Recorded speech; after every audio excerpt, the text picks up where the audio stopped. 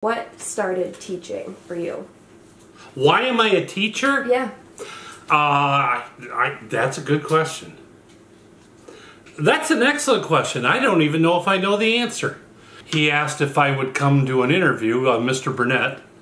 And so when I came, I took Donna, because we were engaged at the time. I think they interviewed her longer than they interviewed me. And I simply called the school, and Mr. Burnett said, well, it's good talking to you. Why don't you come and see our program?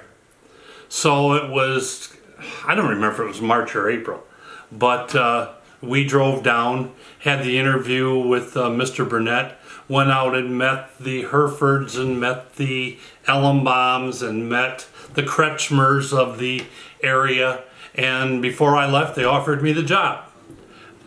That's the way I came to Lakers. When I applied for Michigan State, when I was a senior in high school, the first thing I applied for was turf grass management. And my father talked me out of that because he figured golf course people only work 6 months a year.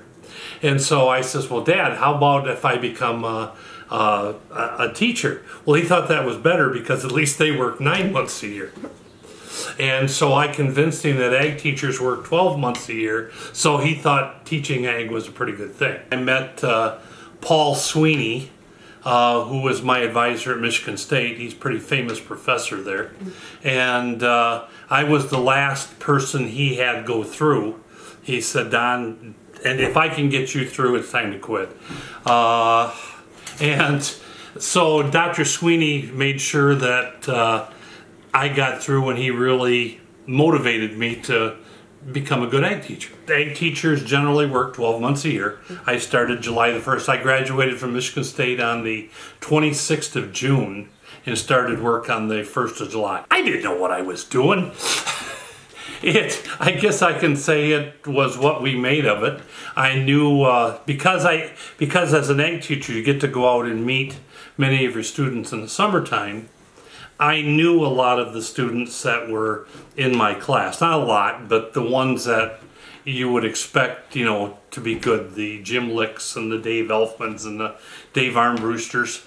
And so when they were in class, it kind of made it easy. At least I had people that I was a little bit familiar with.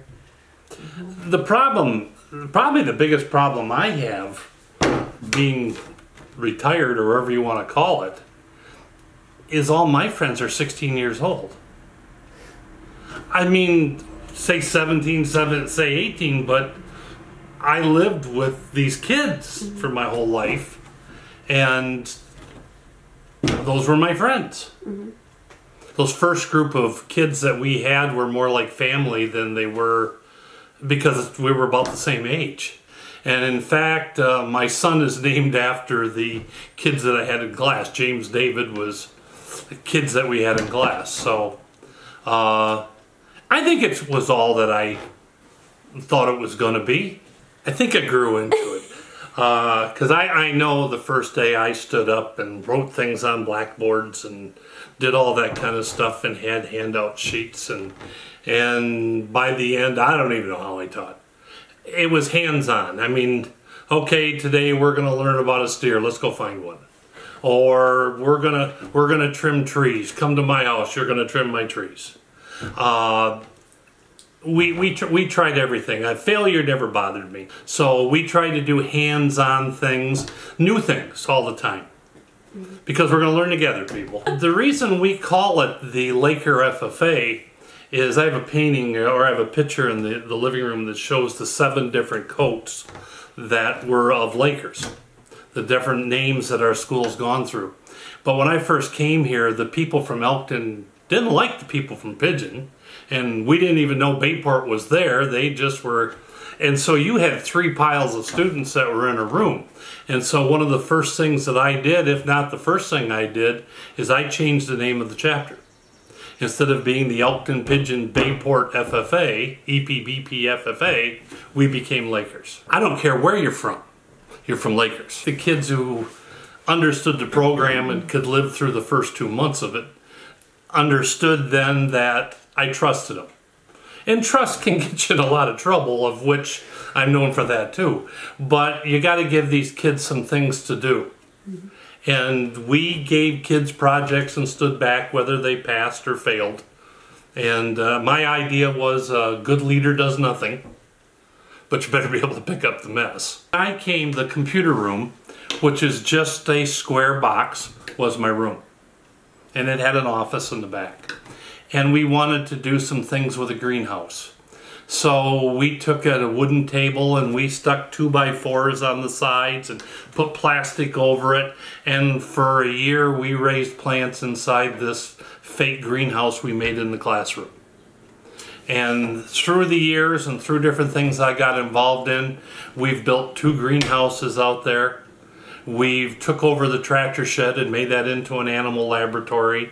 We did the fish. We did, if agriculture was doing something new, we tried to do it.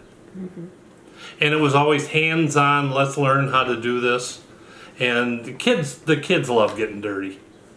And if you can get dirty with them, that even makes it. The philosophy of get permission later and say I'm sorry. What's the saying?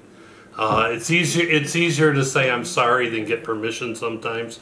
We would just do things. I mean, the school did not buy me a greenhouse, we built one. The kids, we sold fruit, we did this, we did that. We put our own money away. We used our money to build those things.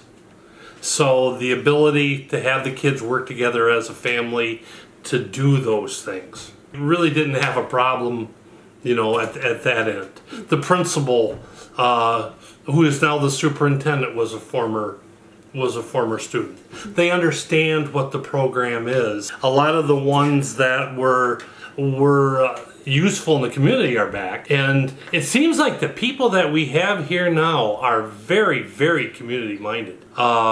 They just put together something, had a big party at the VF Hall in Pigeon, and donated all the proceeds to Laker High School, to different programs that were there.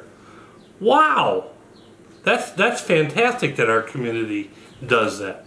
Somebody made the comment, how have you had such a good ag program for all these years? Well, I go out and recruit the best and hang on.